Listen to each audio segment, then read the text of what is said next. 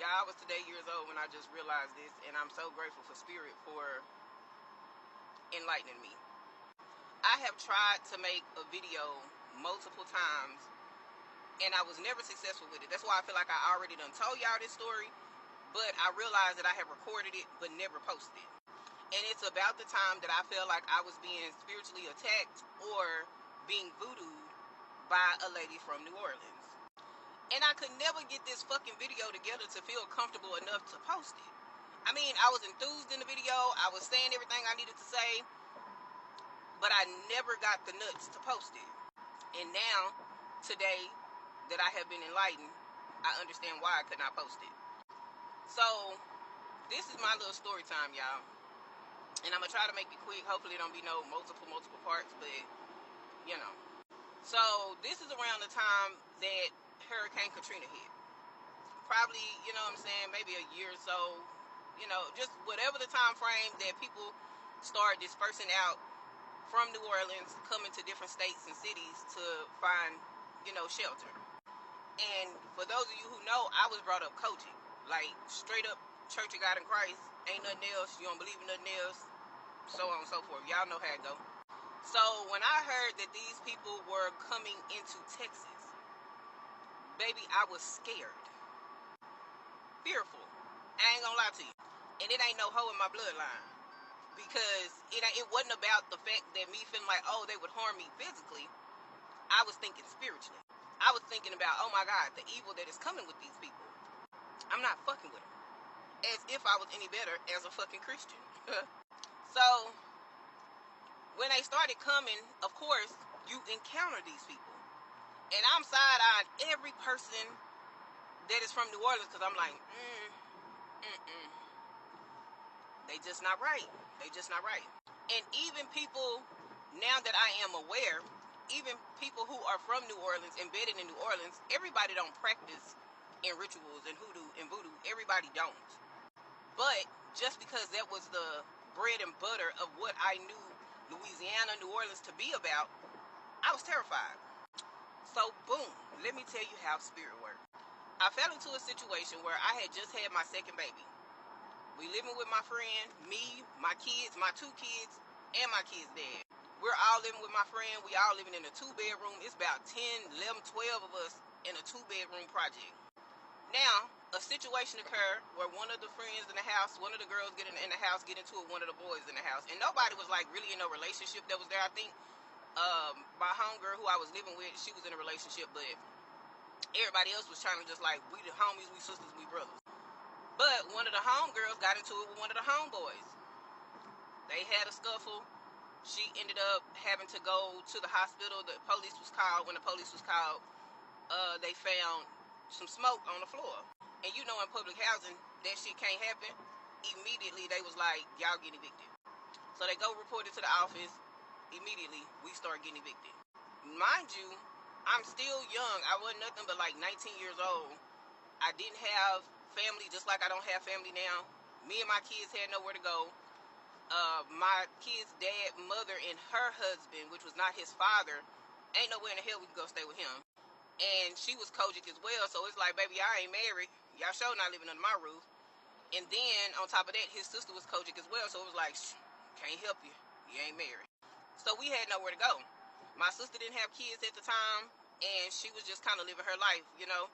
My mom was not a parent, as she never was. She not up until the age of 15 she was a parent, but after 15, baby, I was on my own.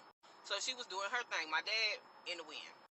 So my kid's dad was a barber. I don't know if he's still a barber or not, but I don't talk to that dude. But he was a barber at the time. And you know, barbers, they run across all type of people in all different walks of life. You know, it's just like whoever come through the shop, you know. So he had developed a relationship with these people from New Orleans. And I don't know if, you know, he came cool because, you know, they smoked. And at the time, I think, did I smoke? No, I didn't smoke because after my second child, I couldn't even stand the smell of it. So I guess that, you know, that's kind of how they created their bond. And, you know, when they get here, you know, they got to find alliances and people that they rock with or whatever. So he kind of created a bond with these folks. when the time came, y'all, when I tell y'all, it was like me, my 2 kids, and my baby daddy was staying in a fucking vacant apartment. Everybody else had dispersed back to their parents' house, including my homegirl, who apartment it was. Her little sister, they all dispersed back to their mom's house. All the homeboys, you know, they kind of went where they went. Some of them went back home to their family, but majority of the people, except for, I think, me and the girl who ended up getting injured, had a place to go. They had somebody that they can go and live with. So when it was all said and done, me, my kids, and my baby daddy is pretty much in this vacant apartment. The only thing that's still up in the house is the shit that is in the room that we were staying in. So my kid's dad came to me and he was like, my homeboy, him and his wife, they said if we needed to, we can come and stay with them. And I'm like, who are these people? Because I had never met these people, right? I'm like, who are they? And he was telling me, he was like, this my homeboy and his wife and their daughter. You know, they stay off Lancaster, which is like a, you know, we always in the hood. It was a part of the hood. And he was like, you know, they from New Orleans. And they said that we could come stay if we needed a place to stay until we, you know. Mind you, I was in the process of coming up on the list to have my own place, you know, anyway. And when he said from New Orleans, it was an immediate no for me. Immediately no. I was like, man, I don't know these people. I had never, like, I was like, no. You know what I'm saying? Like, we don't even know these folks. Like, and it clicked in, like, bitch, you either gonna take this offer and go live with these folks until you get your shit, or you and your kids finna be homeless. Like, get it together. So I bit the bullet. I was like, bet, we can go stay. So I packed all my stuff up. There, when I finally met them, y'all, they was cool as shit. I'm talking about cool as shit. Now, I did have some reserves about the woman. Immediately, my spirit started talking to me. Mind you, in my mindset at the time, I was still cogent. My spirit started talking to me, and I started feeling strange around the lady. You know what I'm saying? Like, her husband, fiance, I don't know if they was actually married or not, but they had a kid together. They had been together for some time. Was very kind. You could see the kindness on him. He spoke kind. He seemed very kind. Like, he was very kind. Like, and you could tell that he was genuinely kind. Now, the lady, on the other hand, she was kind, but it was kind of like you could see the darkness in her. You could tell that it was something not all the way, like, genuine about her. Now, I don't think it was about the fact that we were there. I think she enjoyed the fact that we was there because it's like, we got friends. You know what I'm saying? And you know, New Orleans people is like big on family, like my house is your house type shit, you know? They was very opening to us. They opened their home to us. They had a big van. And at the time, I didn't have transportation. They gave me the keys to the van. They was like, go wherever you need to go. Do whatever you need to do. Like, just do you. I don't even think they was charging us for rent. I don't know if my baby daddy was paying them anything, but they never charged us a dime for anything. Like, never asked us for a fucking dime for nothing. I was very much so grateful. And I'm still grateful for them people to this day. And now that my eyes have been open to what was really fucking happening, that is why I could not put the video out about this lady hexing me. I couldn't put it out. I done made a video 1,000 times about this lady hexing me. I never posted it. I could never feel comfortable enough to post it. And today, I realized what the fuck was going on. So, we move in. Things are going great. You know what I'm saying? We kicking it. We chilling. We having like couple nights. You know, it's like a double date thing all the time. You know, we just hanging out. We didn't really go to many places because I had the babies and they had a baby girl. You know, I don't think they had family there because they was back and forth to New Orleans like it was nothing, baby. They was eating their road up on a regular basis, going back and forth. So basically, we were living in the fucking house. It was they had pretty much just handed it over to us, you know? So they was just in and out. But things started to get real crazy between me and my kid's dad. Go to part 2. Okay, y'all, so this is part 2. And as I am trying to recall these events, because, like, I can only remember the traumatic things. And then after that, there's nothing. And this shit is really freaking me out because You live in a house for, I would say, between 4 to 6 months, right? You will remember what the fuck it was like to take a shower in that shower. It was only one bathroom. You will remember what it's like when you went to the sink to brush your teeth and wash your face, because these are things that you do every single day.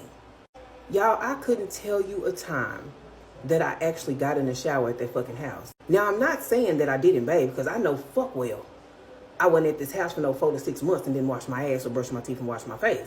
I can even recall the times that I, drew bath water to bathe my children in the tub, so I can remember I can remember what it looks like from that image, but I cannot tell you what the fuck it looked like or what it was like for me in the shower or standing at the sink brushing my teeth and washing my face. Like, I can even tell you what the bathroom looks like, but why is it that I don't have an experience of actually being inside this fucking tub? Like, that shit just weird to me. That shit is just weird to me, and I just realized it. So, moving on, okay? Because that shit tripped me out. Me and my kids' dad did not have the best relationship, but we were never, like, violent to each other. We had our issues at the time. You have to keep in mind, I was madly, and the people that I was friends with at the time will tell you, I was madly in love with my kid's dad. I wanted nothing but for us to be a family. I wanted nothing but for us to make sure that our children had a 2-parent household. Like, I was extremely in love with my kid's dad. This man was 14 years older than me, and he still had this image in his mind, y'all. My context is irritating me. He had this image in his mind that he was still some high school fine-ass job. And dude, them days was way over, because he had got fat with a pot belly. Y'all, if y'all was to see my baby daddy, you'd be like, girl, ain't no motherfucking way that was your baby daddy. But I'm just saying, and he wasn't all the way upstairs. He wasn't all the way right upstairs. But mind you, I was a 19-year-old girl, okay? So, dude got to a point to where he allowed somebody to tell him that I was young and I was going to hurt him. So from that point on forward, he started playing games with me. He started, like, cheating on me, doing all this crazy shit. Well, that was his excuse for doing it, but he's just a dog-ass dude. So, like I said, these people are in and out, back and forth to New Orleans. A lot of the times we are at the apartment by ourselves. And this is another thing. I am a clean freak. I am one of those people. My act of gratefulness and appreciation, especially if I'm not paying you anything, baby, you will come in this bitch, you will never have to lift a finger, because your house is going to be spotless. It's going to be spotless. Y'all, I can't tell you a time that I recall cooking on this stove. I don't recall a time cleaning that kitchen. I don't recall a time that I washed them dishes. There is, now that I am finally trying to get this story out, there is a lot that I cannot fucking recall. That I know that I do and that I have done my entire fucking life.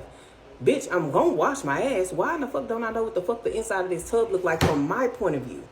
Like, I know it from my kids' point of view when I was bathing them in the tub, but I don't know it from my point of view.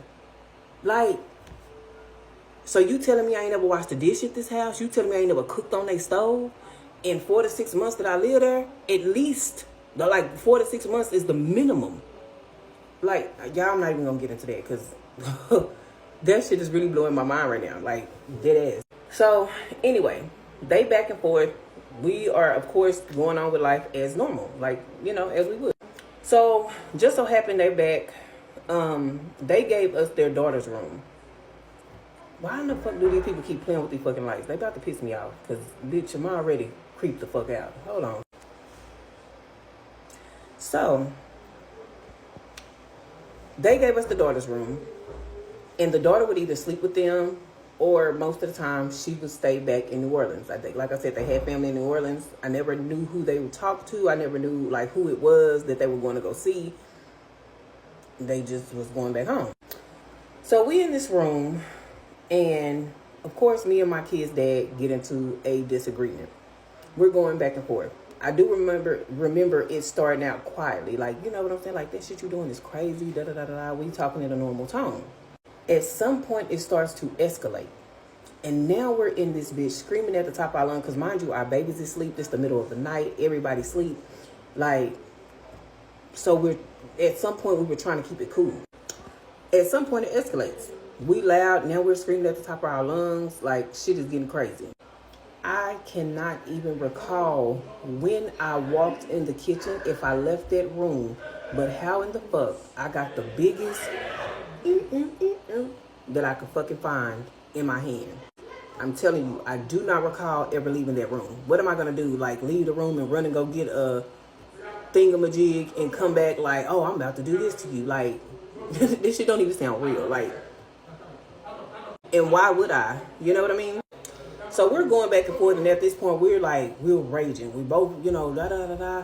I'm sitting here talking with the thing, and, my kids is in here sleep. I'm in here, da-da-da-da. We rah. And I'm like, not the type of person to disrespect nobody's house. So I know I would have, kept shit quiet. You know what I'm saying? But at some point, it got out of control. So the dude comes in, and he's like, hey, y'all, calm down, chill out. And it wasn't like, he was like, y'all disrespecting my house. He was like, y'all love each other. Like, y'all are a family. Like, calm down. Like, don't do this. Like, take time to just think about it. Chill out. Let everything cool off. Like, this is how he's coming at the situation. Baby, when I tell you that lady came around that motherfucking corner and said, nah, let them fight. That shit changed the whole trajectory of my motherfucking energy. Because mind you, I was rah. Like, you know what I'm talking about? I was heated. When she said that, my energy was like, the fuck? And it completely changed to now I don't even want to gut them like a fish. Like, you telling me to do it. Because we not in this bitch thumping with hands. Like, you see me. We got the light on. You see me with this big ass thing in my hand. Like, and you talking about let them fight? You know what the outcome gonna be. It ain't finna be no 1 piece, 2 piece. We finna wrestle and tussle. It's finna be me doing something strange to this man, going the fuck away and losing my kids. Like, what the fuck you on? So in that moment, literally, I kind of it was like an instant calm down. When she said that, it was an instant my battery died. Like, girl, the fuck? I don't even want to do no more. And what's even crazier is I cannot tell you what happened after that. Like, immediately after that, I cannot tell you if we laid down together, if we sat down and took a deep breath, did he go his way and I go mine? Like, what happened after that? I can't fucking tell you. I can't tell you. I was not on any substances at the time. I did not even, I'm telling you, after I got pregnant with my second child, I could not stand the smell of smoke. Could not stand it. So I wasn't under the influence. I wasn't a drinker. And now, of course, if I went to the club or something, I would drink. But I wasn't like a everyday have a drink. Like, no. So I wasn't under any substances. So I was confused. Now I'm confused on why can't I remember certain things. So after that, I don't know what happened. I'm just keeping it. I don't know I don't know if we laid down, went to sleep. I don't know. I don't know. The next thing I remember is I was up cleaning the house one day. I remember the living room the way it was, the bedroom the way it was, and the little girl had one of those rugs, like one of those preschool rugs that, it has the little road on it. It got the little schools, the houses, the whole little neighborhood. We used to have them in preschool, and we used to roll the cars around it. Like one of those little roads. If you don't know, I'll post it. If you don't know, just ask for it in the comments. I'll post it. But she had one of those in her room. And one day I was vacuuming, cleaning up. It was a small room. We had all our stuff in there. And I ended up taking this rug and putting it in the dead center of the middle of the hallway. It was just a little box, square hallway, right? And I just put it in the hallway just because it was kind of like on the floor, in the way. You know what I'm saying? I don't know if, for whatever reason, I moved it to the middle of the hallway. Okay, y'all. Go to the next part. Okay, y'all. So part 3. I am going to try and slow down because I have tried to record this a few times and I'm getting anxiety talking about it. Like, that's why I never finish my story times, because I just get anxiety about it and I just stop. And I say, fuck the whole story time, child. But I'm going to slow down so I can get this out. Okay? But before I get into this rug situation and the other events that took place, I need to go back. Because when I said, like, you see me with this big ass thing in my hand and you say, gone, now gone, let them fight. It made me think about a big detail about this lady. I left it out. This girl is maybe 1 or 2 years older than me. Her and her dude was maybe 1 or 2 years older than, like, she was probably 1 or 2 years older than me. He was 2 or 3 years older than her, right? And my dude, of course, was 14 years older than all of us, or, 12 to 14 years. And she was losing her sight. She had not gone completely blind, but it was progressively getting worse over time. But she could see. She could see objects. She could see, like me. She could see. And the way she explained it to me is that she can see everything. It's just like it's a film over it. Like looking through, I want to say like a lighter version of parchment paper is the way I interpret it. So she could see objects and things like that, but she couldn't see like the details in people's faces, or like reading papers and books and things like that was just like completely out of the question. And immediately when she said that, my spirit guide started to kick in. My higher self started to kick in. That is what I'm saying. I realized today, and I was enlightened on, and this needed to be added into the story as well, that this is when my spiritual awakening happened.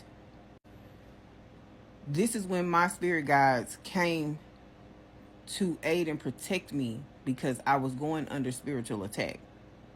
And regardless to whatever religion you believe in, baby, you have spirit guides. And they are going to protect you.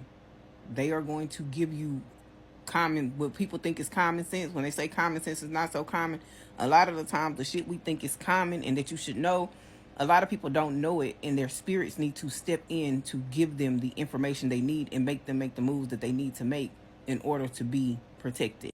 Or when it's time for you just to wake the fuck up. Okay? And immediately my spirit started to tell me, this is not something that she was born with. This is not something that, like, due to her health or disease or something like that that caused this. Someone is doing this to her. Someone caused her to lose her sight. I don't know what she did. I don't know who she bothered. But whatever it is, she fucked with the wrong person, and they caused her to lose her sight. And that is clarified in this moment.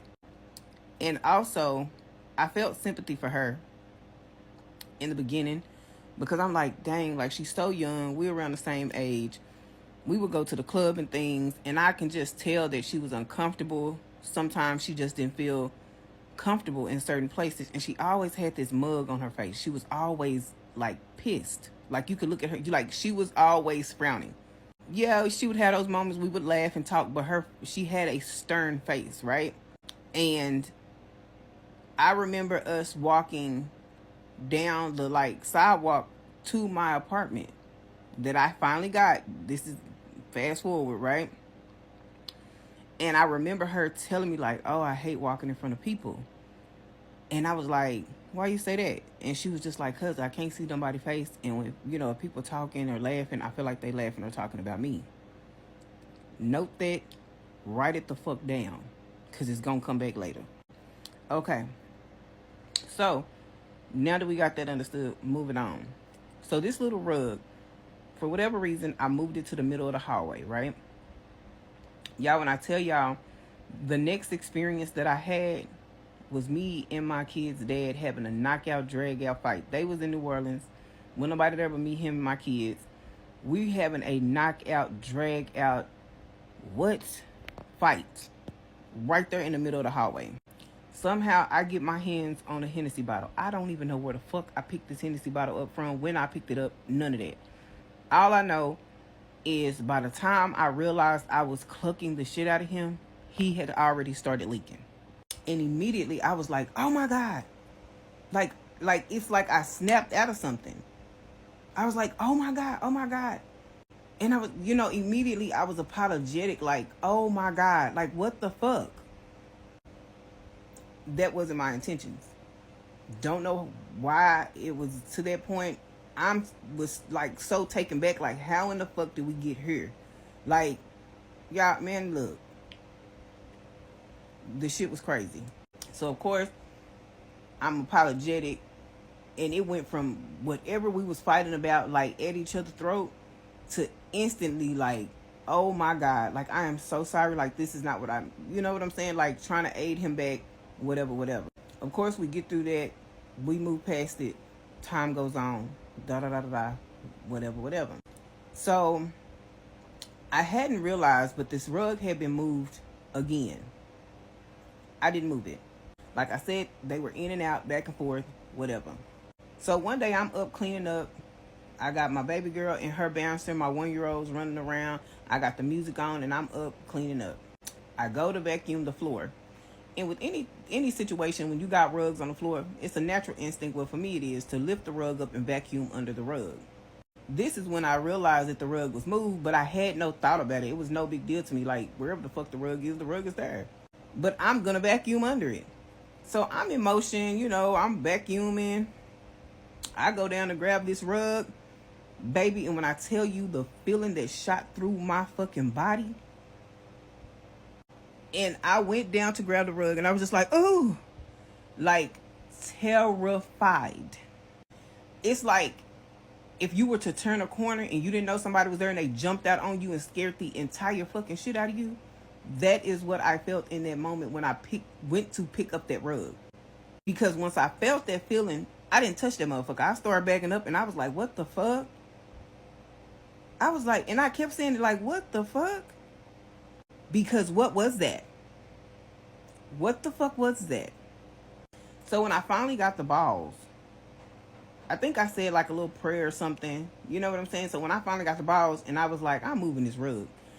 And of course, there was a room right here, a room right here. You know, they had just a little split. Just the wall and the divider is the only thing that's split in the room. Baby, I put that rug right there at the divider because I was like, I don't know what the fuck they got going on with this rug right here. But whatever the fuck they got going on with this rug, we both finna share it. Like, we finna get a piece of this because it's like, it's crazy that it was back in front of the door that we were sleeping in. That shit was crazy to me. And when I thought about it, like, I literally, when I stepped back and was like, what the fuck? I was looking from the spot where we had it, where I had moved it, to the spot where it was now. I'm looking back and forth like, what the fuck? Because what the fuck? And that's when it came to me, like, I literally just damn near knocked my baby daddy unconscious in the middle of the hallway, and it's being moved from here to here. Like, no, it's something. And then it done, like, literally shot a whole vibration through my body. Baby, ain't no fucking way. We finna share this energy. Whatever this energy was, we were finna share it. And I put it in the right between the divider. It was even on both sides. There was never no discussion about this rug, no talking about the rug or nothing. After that, I was just, over it at that point.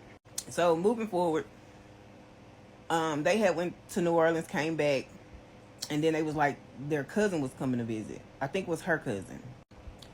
And, we all like, cool, we finna kick it, chill, meet part of the family, whatever. It's normal. Babe, when I tell you this woman showed up and I knew immediately that she was a witch. It wasn't no trying to hide it. That you can look at her and tell that woman did hoodoo, voodoo, she do, we do, everything, all of it, she do. Okay?